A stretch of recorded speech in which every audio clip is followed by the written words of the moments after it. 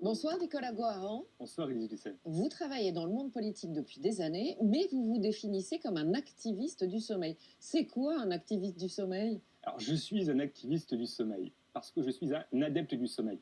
J'aime bien dormir comme beaucoup de gens, mais aussi je fais très attention à mon sommeil. Je me couche à heure régulière, j'aime bien faire la grasse matinée, et de temps en temps même j'aime bien me coucher un peu plus tôt que d'habitude. Un adepte mais aussi un avocat, c'est-à-dire je défends le sommeil.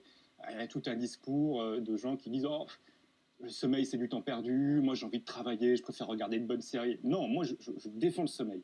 Je suis un défenseur acharné du sommeil. Alors, si vous défendez le sommeil, c'est qu'il y a beaucoup à faire. En fait, on dort réellement de moins en moins bien en France. Absolument. Enfin, on considère que depuis les années 80, on dormait un peu plus de 8 heures Ouais. par nuit. Au début des années 2000, on est descendu en dessous des 8 heures, 7h45 et des poussières. Et désormais, on est descendu en dessous des 7 heures. C'est considérable. C'est énorme. Et pour vous, le sommeil, c'est pas seulement une affaire privée, c'est une affaire politique. Pourquoi c'est une affaire politique? Bah voilà, c'est le grand sujet et c'est peut-être le plus difficile à comprendre pour tout à chacun. Là, si on a perdu une heure de sommeil en 30 ou 40 ans, c'est pas nous qui avons changé, c'est pas notre cerveau qui s'est transformé, c'est la société, c'est la civilisation qui s'est transformée. Il y a tout un ensemble. Déjà dire, voilà, c'est un problème politique, c'est un problème de civilisation. Et après, il peut y avoir des solutions. Et c'est quoi les solutions? Alors les solutions, déjà, il y a les légumes par jour, Ouais. parce qu'on ne le fait pas tout le temps. On sait tous que les antibiotiques, c'est pas automatique. Alors pourquoi pas un message de santé publique du style la solution, le roupillon, ou les somnifères, un mois, ça va, au-delà, bonjour les dégâts. Ça, c'est pour les messages de santé publique. Ouais, mais ça suffira pas, non? Non, ça suffira pas. Alors, c'est aussi tout l'écosystème, les collectivités locales, par exemple, sur le bruit. Il y a plein de choses qui sont faites, le bitume anti-bruit au niveau de la ville de Paris. Vous avez des radars anti-bruit.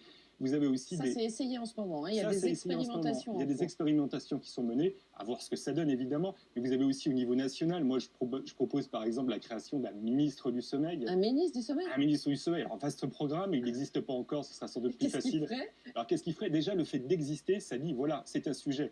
Il y a un ministre de l'écologie parce qu'on dit l'écologie, c'est un enjeu. Il y a un ministre des sports parce qu'on dit le sport, c'est un enjeu politique. Alors, la première chose du ministre du sommeil, c'est dire, voilà, c'est un enjeu. Et puis après, c'est aussi être capable de fédérer un peu toutes les énergies autour. Du sommeil de leurs salariés. Oui, alors ça, c'est aussi un peu une difficulté. On est en France. Donc en France, quand on travaille, quand on est sur son lieu de travail, c'est pour travailler, c'est pas pour dormir. Et vous avez d'autres pays, je pense à l'Espagne par exemple, ou forcément les pays méditerranéens où il fait chaud, où la sieste, elle est non seulement tolérée, mais elle est acceptée. Elle Même est en encadrée. Chine, je crois. Hein. Même en Chine, ça fait partie de la constitution chinoise. Donc on voit bien qu'en réalité, oui, les entreprises pourraient, mieux qu'elles ne font actuellement, jouer le jeu. Vous dites aussi que les troubles du sommeil, ça coûte très cher à la collectivité. Ça nous coûte très cher à nous. Pourquoi? Et est-ce qu'on a une idée de combien ça coûte? Alors c'est difficile d'être très précis parce que ce sont des conséquences indirectes. Par exemple, la somnolence au volant, ça explique une bonne partie des accidents de la route. Il y a aussi les problèmes qui apparaissent au bout de 10, 15, 20, 30 ans. Les pathologies liées au sommeil, au mauvais sommeil, le diabète, les troubles neurologiques, les troubles cardiovasculaires. Donc il y a tout un tas de pathologies comme ça et finalement pour la sécurité sociale, ça finit par coûter très cher. Pour terminer, vous avez une proposition qui va plaire aux ados pour qu'ils dorment mieux. C'est quoi cette proposition? Alors c'est de décaler d'1 heure le début des cours.